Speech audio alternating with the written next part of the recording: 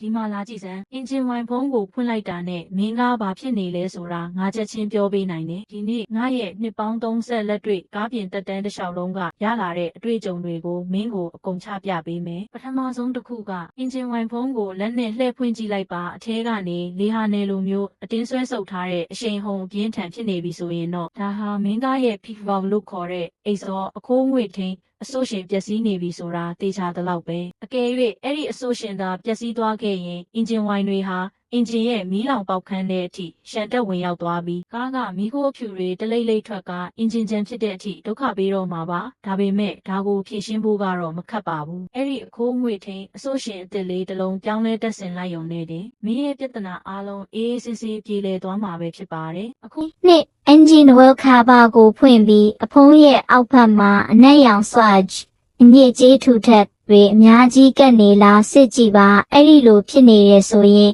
အရင်ပိုင်ရှင်ကအရေသွေးနှိမ့်တဲ့ engine oil ကိုအသုံးပြုခဲ့ဘူးတာဖြစ်နိုင်ပါတယ်ဒါကြောင့် second hand ကောက်ဝယ်မယ်ဆိုရင်ဒီနေရာကိုအရင်ဆုံးစစ်ဆေးဖို့အရေးကြီးပါတယ်မစစ်ပဲဝယ်မိရင်နောက်ပိုင်းမှာအင်ဂျင်ပျက်စီးမှုကြီးတွေကြုံရနိုင်ပါတယ်3ကားကအင်အားကျနေပြီးစီစားနှုန်းလဲများနေရဆိုရင် engine oil cover ကိုဖွင့်ပြီးထပ်မံစစ်ဆေးကြည့်လိုက်ပါ engine oil cover ကိုဖြုတ်ပြီးအဖုံးရဲ့အောက်ဘက်ကိုနမ်းကြည့်ပါအကယ်၍ဓာတ်ဆီနဲ့ပြင်းပြင်းထွက်နေရင် high pressure fuel pump ချို့ယွင်းနေတာဖြစ်နိုင်ပါတယ်ဒီလိုဖြစ်ရင် pump အသစ်လဲပေးလိုက်ရင်ပြဿနာကိုဖြေရှင်းနိုင်တယ်4 engine oil cover ကိုဖွင့်ပြီးအဖုံးရဲ့အောက်ဘက်မှာနုနှစ်ရောင်လိုအဖြူရောင်အနှစ် milky white sludge တွေကပ်နေတာတွေ့ရရင် engine စီထဲကိုရေဝင်နေတာဖြစ်နိုင်ပါတယ်ဒီလိုအခြေအနေက wheel cooler wheel radiator ပျက်စီးနေတာကြောင့်ဖြစ်နိုင်တယ်ငါကားကိုဆက်နှိုးထားပြီး engine oil cover ကိုဖြည်းဖြည်းချင်းဖွင့်ကြည့်ပါအကယ်၍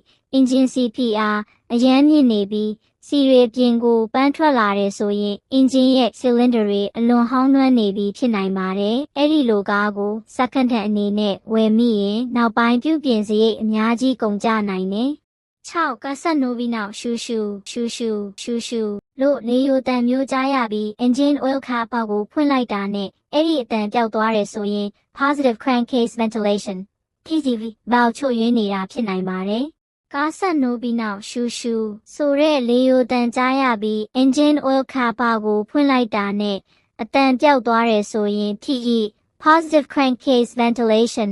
valve ပြတ်နေတာဖြစ်နိုင်ပါတယ်။ valve အသစ်လဲပေးလိုက်ရင်ပြဿနာကိုဖြေရှင်းနိုင်ပါတယ်။